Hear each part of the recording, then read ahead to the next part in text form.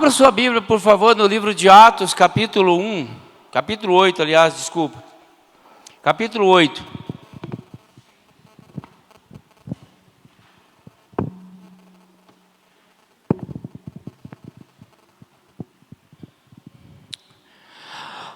Nós vamos ler alternadamente o capítulo 8, do verso 1 até o verso de número 8. Atos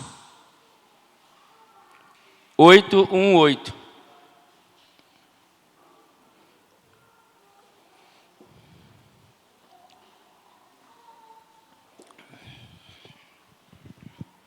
E Saulo consentia na sua morte. Naquele dia levantou-se grande perseguição contra a igreja em Jerusalém, e todos, exceto os apóstolos, foram dispersos pelas regiões da Judéia e Samaria.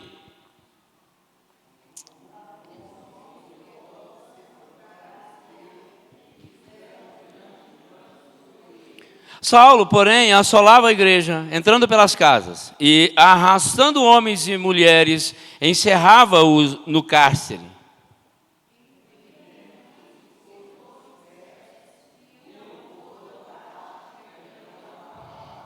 Filipe, descendo à cidade de Samaria, anunciava-lhes a Cristo.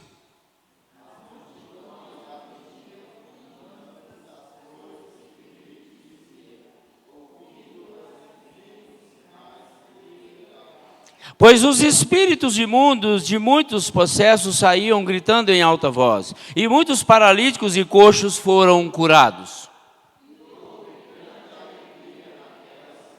Amém. Louvado e bendito seja o teu nome, ó Deus. Fala ao nosso coração agora pelo poder do teu Espírito, em nome de Jesus. Amém. Irmãos, a igreja sempre avança.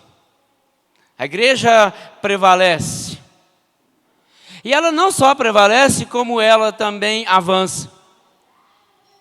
Ninguém gosta de ser perseguido. É claro. Ainda mais quando você está fazendo algo bom e pessoas se levantam contra você. A perseguição, ela pode ter diferentes motivações. Ela pode ser por inveja, pode ser por uma ideologia, por uma implicância. Ela pode ser por maldade e até mesmo por questões de justiça. No contexto de Atos, capítulo 8, a perseguição ela não foi só contra as ideias ou uma simples manifestação contrária. Os crentes tiveram que fugir porque corriam, de fato, riscos de morte. Então, vazaram. Nós devemos nos lembrar que no capítulo 7 temos o registro da morte de Estevão a pedradas, como resultado dessa perseguição. Veja que a primeira parte do versículo do capítulo 8 corresponde à seção do capítulo de número 7. Saulo entrou em casa. O homem que ia converter-se no apóstolo dos gentios é o homem que concordou totalmente com a execução de Estevão. Veja que, mas como disse Agostinho na sua teologia, a igreja deve à oração de Estevão o ter ganho Paulo. Por mais que tentasse, Saulo nunca pôde esquecer a maneira como Estevão morreu. Porque ele estava presente e ele consentiu, diz a Bíblia. E esse homem chamado Saulo se tornou Paulo, e esse homem se tornou o apóstolo dos gentios. Então ele jamais poderia esquecer daquele sangue derramado com seu consentimento. Veja que o sangue dos mártires já tinha começado a ser, então, naquele momento, a semente da igreja. O capítulo 8, ele é intensamente importante para a história da igreja. E essa começou sendo uma instituição puramente judia, de povo judeu. Nós vamos ver em Atos, capítulo de número 6, o começo, os primeiros murmúrios do grande debate da aceitação dos gentios.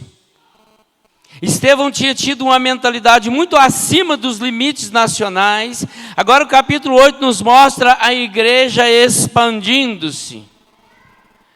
Porque esse mártir havia pregado e havia confrontado. E a perseguição aqui, ela dispersou a igreja a outras nações. E onde quer que fossem, os cristãos levavam o evangelho. Então veja que no capítulo 8 aparece também essa figura aí de Filipe. Com quem, nós podemos entender que o evangelho se espalha. Como Estevão era um dos 7 e que deve distinguir esse Filipe aqui, que era um dos 12, em primeiro lugar, Filipe aqui pregou aos samaritanos. Esse Filipe era um colega do colégio de Estevão. Vejam que estes formavam uma ponte natural entre os judeus e os gentios, porque eram metade judeus e metade gentios. Logo vem o incidente do eunuco Eutíope, que está aí no texto, logo em seguida. E veja que esse incidente, no qual o evangelho dá outro passo para fora, há um ciclo ainda maior, é a igreja se expandindo, é a igreja prevalecendo. Mas a igreja ainda não sabia o que era que estava fazendo. Esses apóstolos, esses seguidores ainda estavam tímidos, ainda numa geografia meio que parada, localizada. Ainda não tinha uma concepção da missão mundial, nem dessa igreja mundial. Mas agora, quando lemos este capítulo, à luz do que logo ia acontecer, a igreja avança. E eles veem isso inconscientemente, mas irresistivelmente ao seu destino e à sua tarefa. Eles enxergam um passo à frente e eles sabem agora que eles precisam trabalhar, agir. E veja que Atos 8 que nós lemos, a morte de Estevão foi o sinal do começo da perseguição que obrigou esses cristãos a se espalhar e buscar segurança nos distritos mais remotos do país. Eles não podiam mais ficar parados, agora eles estavam correndo da morte. Eles tinham medo. Há 2 pontos especialmente aqui, interessantes nessa pequena sessão. Primeiro, os apóstolos se mantiveram firmes, diz o texto. Outros podiam fugir buscando segurança, mas eles desafiaram qualquer perigo que pudesse apresentar-se. Tiveram êxito nisso por 2 razões. Primeiro, eles tinham coragem. Nós já meditamos e vimos que esses apóstolos, eles eram homens cheios do Espírito. Eles estavam decididos a enfrentar qualquer perigo que os empreitasse. Então eles tinham coragem. Segundo, além disso, eles eram homens bons, piedosos. Podiam ser cristãos, mas havia algo neles que ganhou o respeito de todos. Conta-se que uma vez se lançou uma acusação caluniosa contra Platão. E sua resposta foi: viverei de tal maneira que todos saibam que é uma mentira. A beleza e o poder da vida dos apóstolos era tão impressionante que até nos dias de perseguição os homens duvidavam até da ideia de pôr suas mãos sobre eles, de prendê-los. Tamanho era o poder que eles carregavam em si. Segundo ponto interessante de destaque aqui é que Saulo assolava a igreja. A palavra que é utilizada no grego denota uma crueldade brutal e sádica que se aplica a um javali que destroça uma vinha na qual entrou e a um animal selvagem que se enfurece em um corpo. Imagina o que Saulo fazia com as igrejas: assolava, destruía. Como se estivesse destruindo uma plantação. E veja que o contraste entre o homem que estava atacando a igreja neste capítulo e aquele que rendeu a Cristo no próximo é intensamente dramático. Por isso esse capítulo 8 é intensamente importante. Aqui está o relato do consentimento da perseguição da igreja e do mártir. Aqui está a confirmação da igreja sendo perseguida. Os cristãos dispersos. E eu queria, à luz desse texto, provar para vocês aqui que a igreja prevalece. Primeiro, que a igreja sempre avança e prevalece mesmo em meio às crises, porque Deus age.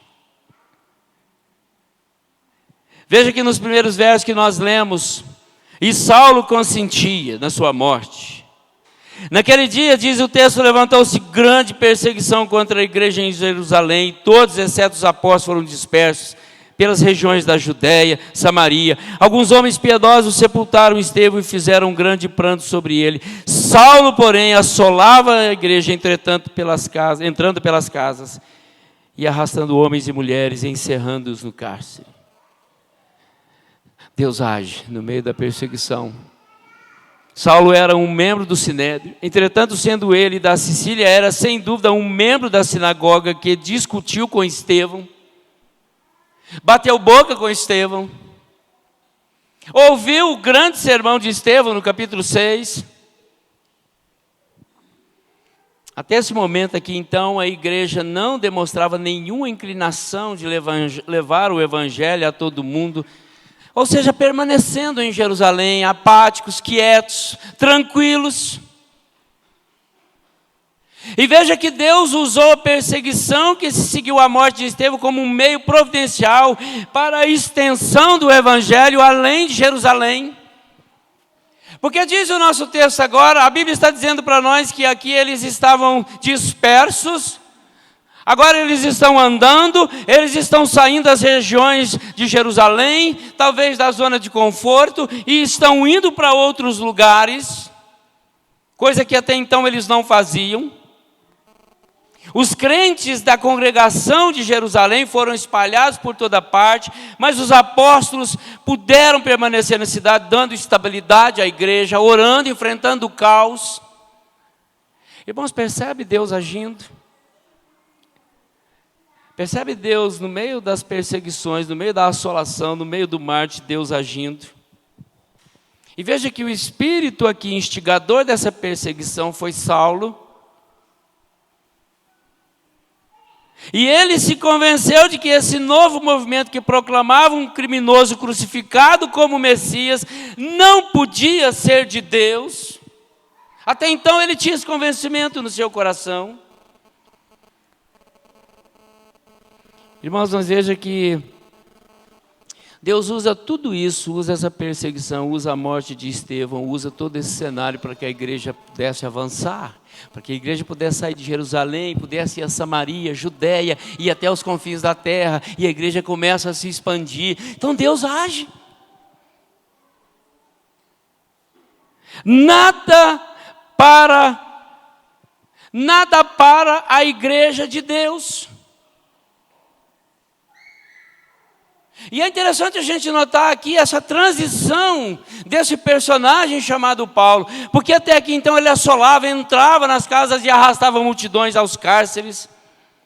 E Deus usando outros, como Filipe, anunciado no texto, para ir para outra região, pregar o evangelho, encontrar outros eleitos de Deus, unir a igreja.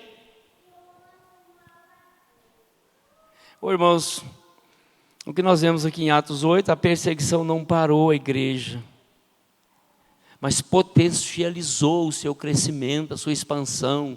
E é isso que nós estamos vendo. Os que pregavam tinham autoridade e ousadia, pois estavam cheios do Espírito. Sabiam que corriam risco, mas para eles era mais importante obedecer a Deus do que obedecer aos homens. Porque essa é a igreja de Deus, é a igreja cheia do Espírito, são homens cheios do Espírito, homens que têm coragem, ousadia, não temem, e querem anunciar o Evangelho. E é interessante, nós vamos notar que de fato o colégio apostólico ele se prevalece, ele continua estabelecendo a igreja, estabilizando doutrinas, mas esses irmãos que estavam sendo perseguidos, que estavam ali vendo o mártir Estevão, eles saem correndo com medo, mas eles não têm medo de continuar pregando o Evangelho. E a igreja avança. A igreja não para. E isso me empolga. Porque a igreja é de Deus, não tem quem vai parar a igreja de Deus. Irmão, sabe o que impressiona? E a gente precisa ter atenção nisso. Hoje nós estamos vendo uma Europa esvaziada do cristianismo, de igrejas sérias, bíblicas. Nós estamos vendo aqueles fervorosos, aquele primeiro amor desses crentes, desses grandes teólogos da região, da América do Norte, a Europa e alguns outros países. As igrejas fechando suas portas. Mas sabe o que empolga? É porque tem outras igrejas chegando, brasileiras chegando, africanas chegando, asiáticas chegando, e o Evangelho está sendo reestabelecido, porque a igreja não para. Nós temos aqui o missionário reverendo Ronaldo lá nos Países Baixos, pregando o Evangelho, pregando teologia boa, reforma protestante. Então, irmãos, o que nós estamos vendo é que esses países eles estão sendo repovoados por missionários com teologia boa, porque a igreja de Deus não para. Eu tenho acompanhado alguns movimentos bons nos Estados Unidos, metodistas, batistas, presbiterianos, as missões asiáticas, Coreia do Norte chegando com igrejas fortes nos Estados Unidos, a África enviando pregadores novos, porque a igreja não para. Às vezes a gente fica muito preocupado, né, muito crítico com essa ideia de igrejas se tornando boates, como por exemplo na Holanda, um berço do presbiterianismo, na Escócia. Mas tem gente chegando lá para pregar o Evangelho, tem gente chegando lá para restaurar igrejas bíblicas. Porque a igreja não para. Irmãos, Deus não permite o fim da igreja. Não tem perseguição, não tem ninguém, não tem ira, não tem nenhum ataque que vai calar o povo de Deus.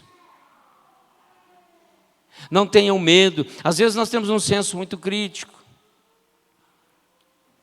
Mas nós esquecemos que a igreja é de Deus e ela não vai parar, ela vai prevalecer, ela vai avançar. Ela vai ser conduzida pelo próprio Deus. Deus vai sempre encontrar os meios de agir, como nesse cenário aqui, para dispersar aqueles líderes que já estavam preparados, cheios do Espírito, para sair de Jerusalém e para outras regiões e fortalecer outros crentes e outras igrejas. Enquanto uns estavam ali sepultando Estevão e lamentando, diz o texto, por muitos dias a sua morte, tinha outros já correndo de medo da morte, mas pregando o Evangelho. Deus agindo. E é assim que Deus move os corações, é assim que Deus trabalha com a sua igreja para que ela prevaleça.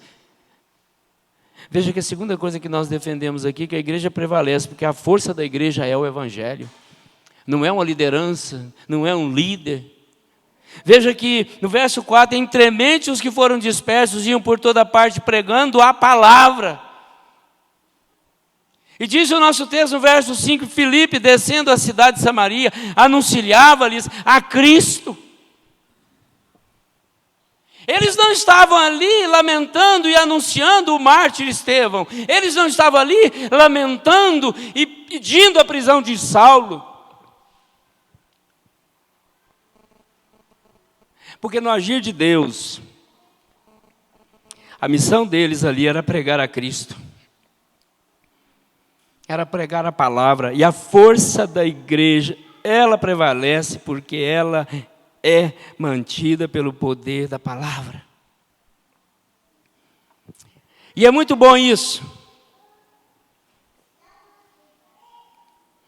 porque tira de qualquer autoritarista, de qualquer líder espiritual, O privilégio de falar essa igreja é minha porque eu fiz ela assim, eu fiz ela assado.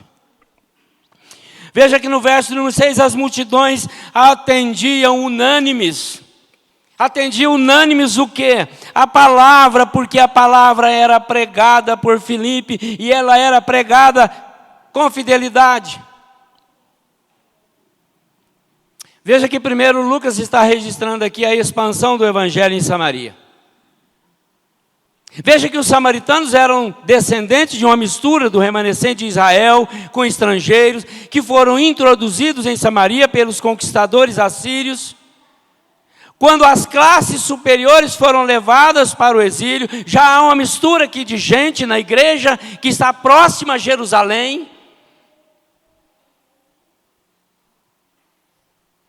A igreja já tem gente nova, gente diferente, gente de contextos diferentes, de culturas diferentes, povo estrangeiro.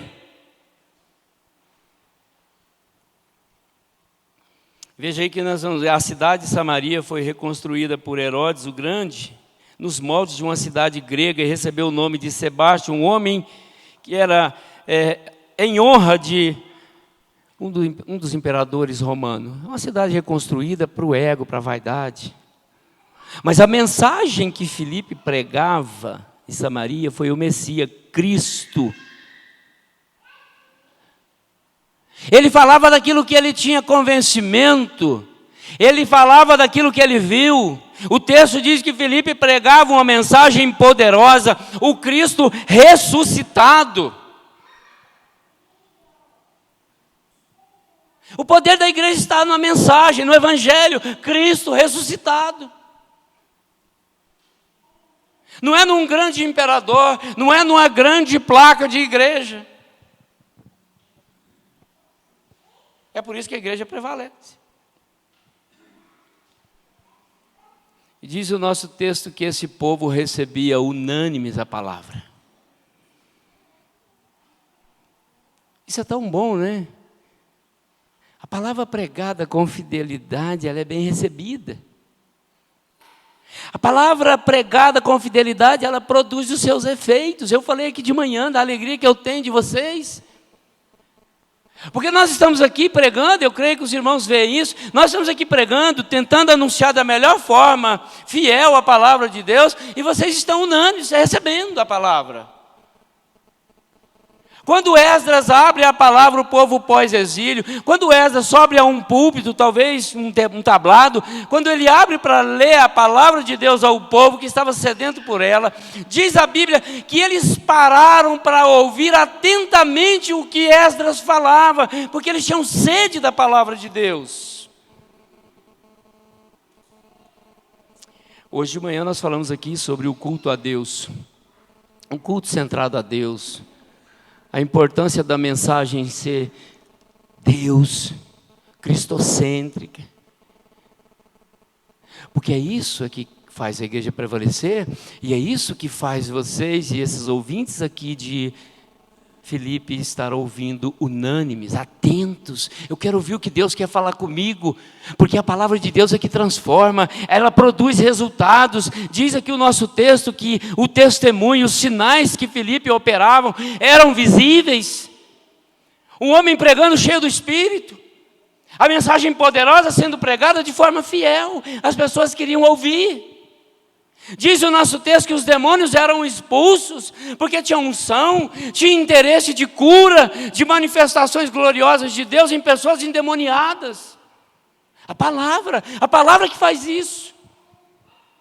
Diz o nosso texto que coxos eram curados pelo poder da pregação, da palavra que era ouvida atentamente, unânimes. Oh, meus queridos, a palavra de Deus na igreja, ela produz salvação, que é anunciada, vivenciada, com testemunhos vibrantes que impulsionam e que traz outros a querer também conhecer a Deus. É por isso que a igreja prevalece, porque ela é mantida pelo poder do Evangelho, a mensagem de Cristo, e ela precisa ser pregada. Não dá para ficar inventando história. Não dá para ficar enchendo a cabeça dos ouvintes, dos fiéis, de palestras de autoajuda. estimulando-os a massagear o ego. Nós só temos transformações poderosas, autênticas, profundas nas nossas vidas, pelo poder da palavra de Deus, que muitas vezes tem que nos confrontar. Tem que dizer para nós, pisa no freio, volta para trás, muda de rota. É a palavra que faz a igreja prevalecer. A igreja bonita, viva, bíblica, é pelo poder da palavra. E é interessante aqui, porque eles estavam dispersos, com medo, talvez ansiosos, duvidosos se iam morrer ou não, mas o texto diz que eles saíram anunciando a palavra, pregando a palavra, e Filipe anunciando a Cristo, e esse ressuscitado, sem medo. Interessante ver a igreja ouvindo, recebendo unânimes, e pessoas sendo libertas. Pessoas sendo curadas, é isso que é o Evangelho, queridos. É por isso que nós precisamos pregar Ele. É por isso que nós oramos aqui, buscando a graça bendita de Jesus para curas. É por isso que nós pregamos o arrependimento, a santificação, porque a palavra produz resultados para benefícios de testemunho, de deleites da vida salva nessa terra, porque senão a vida aqui não tem muito prazer, não tem muito sentido.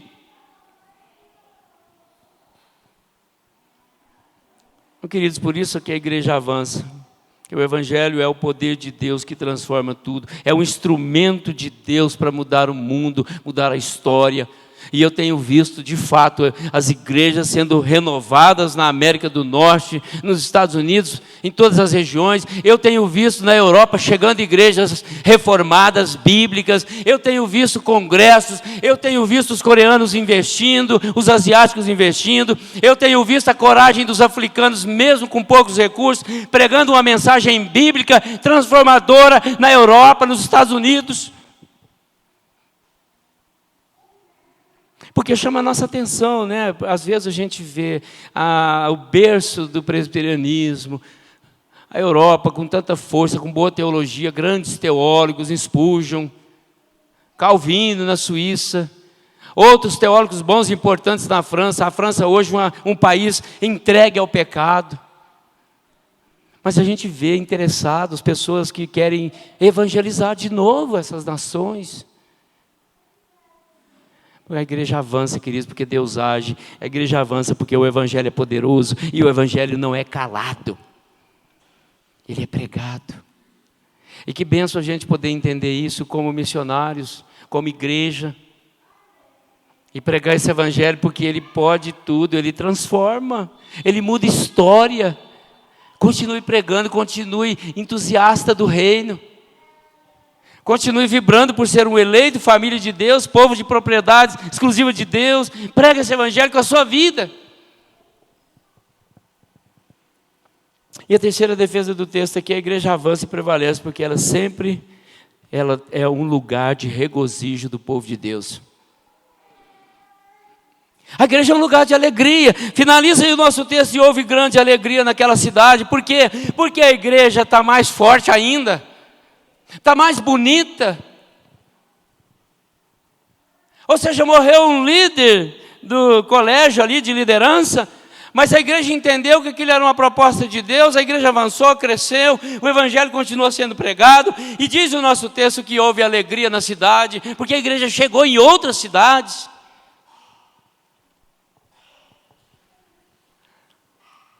A chegada do Evangelho traz incontáveis benefícios, querido, a estabilização da igreja. É por isso que nós lutamos e planejamos e estudamos sobre plantio de igreja, evangelismo. Nós queremos abrir pontos de pregação, queremos abrir congregações, pelo poder de Deus, entendendo que a igreja de Deus, o Evangelho vai trazer gente para conversão, para arrependimento, para ajuntamento. Há força para a comunhão e os cuidados mútuos, é por isso que há regozijo, por isso que há alegria, há cuidado. Os milagres vão acontecendo no meio do povo de Deus, a salvação vai entrando nas casas, a alegria do povo de Deus é saber do agir de Deus todos os dias, sempre, sempre. Por isso que há alegria na igreja, porque há salvação, há transformação, um lar que recebe a visita do Espírito Santo, o batismo do Espírito, é um lar de regozijo, de alegria nova.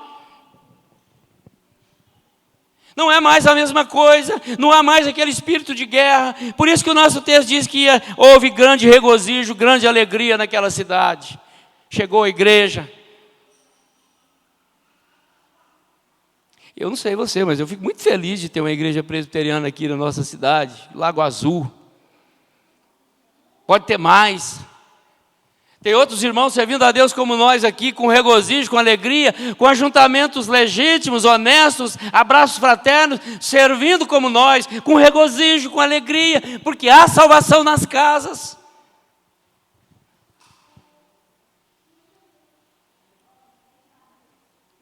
Oh, irmãos, essa é a igreja de Deus.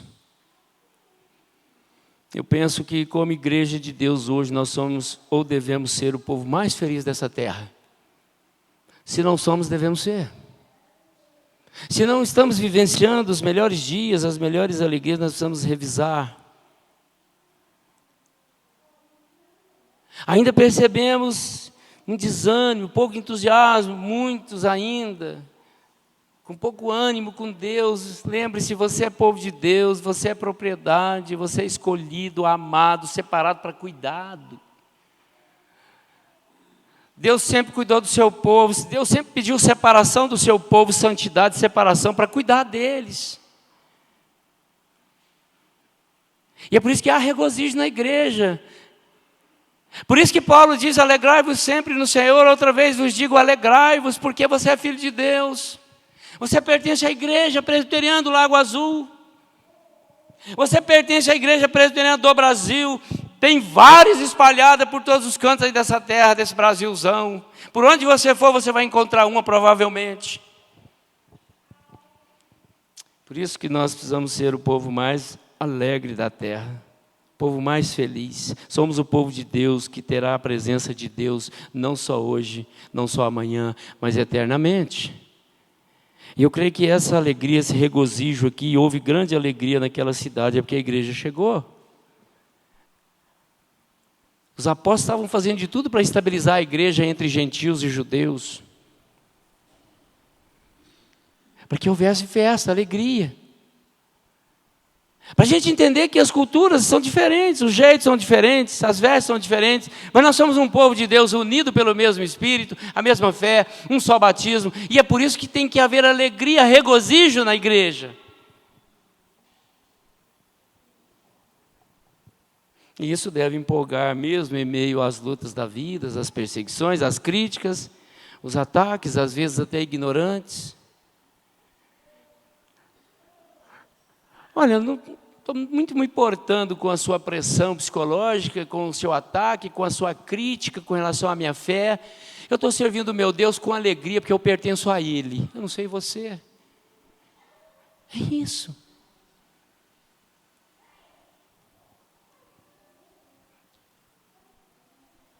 Eu quero fazer algumas perguntas básicas aqui, e rápidas, para você pensar.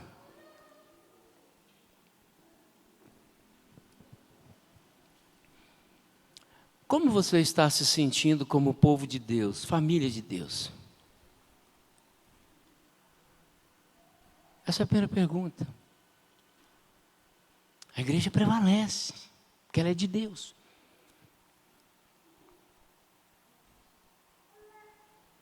O que você tem feito como gente, povo de Deus aqui nessa terra, nesse lugar, nessa cidade? O que você tem feito para provar que você pertence a Deus?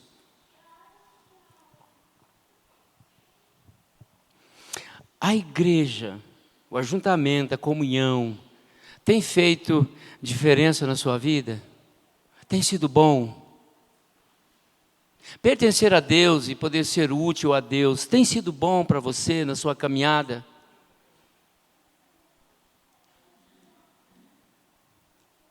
Tem sido um lugar de regozijo, de alegria, de prazer de vir para cá? Cultuar a Deus, o Deus que te separou, que cuida de você todos os dias. Tem sido prazeroso servir a Deus aqui?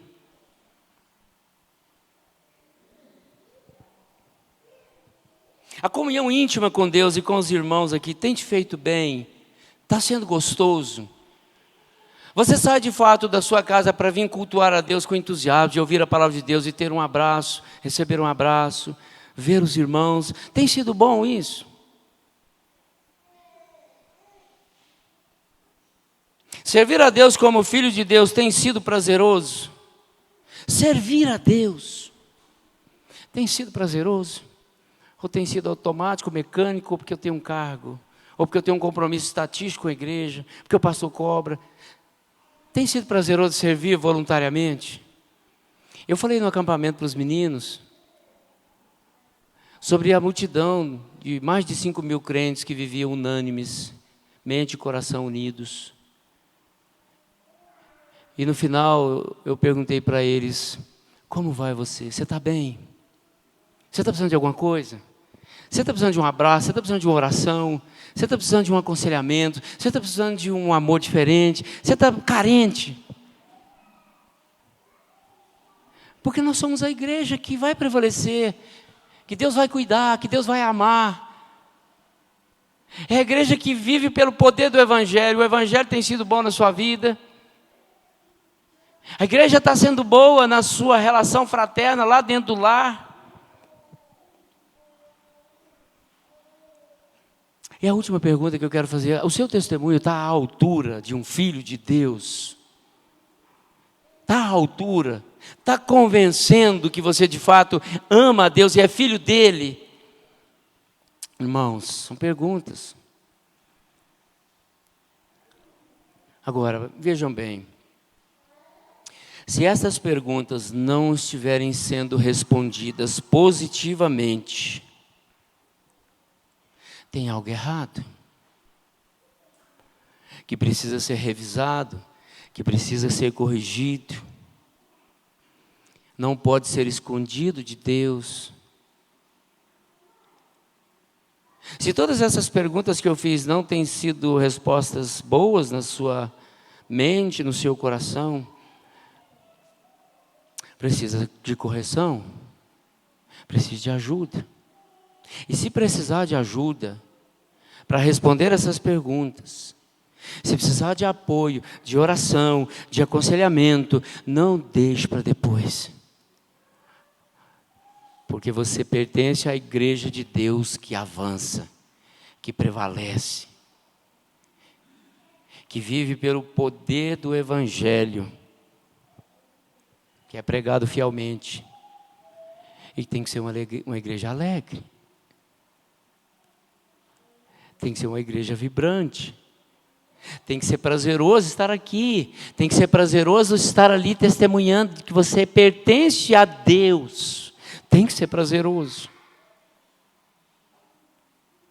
porque as perseguições continuam, as críticas continuam, os ataques, os insultos continuam. Mas lembre-se que nós somos a igreja que avança. Somos a igreja de Deus e ela sobrevive em meio a qualquer movimento contrário. Ela avança, porque ela é de Deus. Eu quero encerrar esse meu ciclo aqui de 5 anos, de bênçãos, de alegrias, de prazer em estar aqui, de pregar essa mensagem aqui. Eu quero encerrar esse ciclo da mesma forma que eu comecei aqui, lembrando a vocês que a igreja é um presente de Deus para nós, e nós precisamos desfrutar desse presente. Nós precisamos entender isso, porque, irmãos, nós somos o povo de Deus, escolhido por Ele, para ser amado por Ele e cuidado por Ele. Por isso tem que haver prazer, alegria. Você tem valorizado esse presente que é a igreja? Você tem desfrutado desse presente que é a igreja, para você, para sua família, para suas relações corporativas, profissionais? Você tem desfrutado da igreja para crescimento? Porque isso é presente de Deus para nós. E eu queria que você pensasse para a gente encerrar. Como seria você sem essa igreja aqui hoje? Se essa igreja fechasse as portas aqui hoje, faria diferença na sua vida? Faria? Faria. Então, meus queridos, ela é um presente que nós temos. E é com essa alegria que eu quero que vocês prevaleçam, continuem, recebam o pastor. E é com essa alegria, com esse entusiasmo que eu quero ir para outra igreja, fazer a mesma coisa, amar os irmãos, pregar o evangelho, lembrando que a igreja é de Deus. E ela prevalece. Vamos orar? Vamos colocar de pé para a gente agradecer a Deus pela igreja e pedir que ela preencha muitos vazios na nossa vida, nessas relações, nessa busca de edificação. Pai, em nome de Jesus, nós declaramos o nosso amor por Ti, ó Deus. Pertencemos ao Senhor, somos o Teu povo. Povo reunido aqui agora para adoração, comunhão e edificação. Busca dessa compreensão de quem é o Senhor, quem é a igreja. Porque nós estamos aqui. Fortaleça, Deus, o nosso coração. Como vimos ali a igreja perseguida em Atos. Mas a igreja avançando, abrindo fronteiras, se estabelecendo, vidas novas sendo salvas pelo poder do Evangelho. E isso trazendo alegria na cidade. Oh Deus, faça isso conosco, sempre trazendo essa compreensão e nos alegrando como povo do Senhor aqui nesse lugar. Em nome de Jesus. Amém.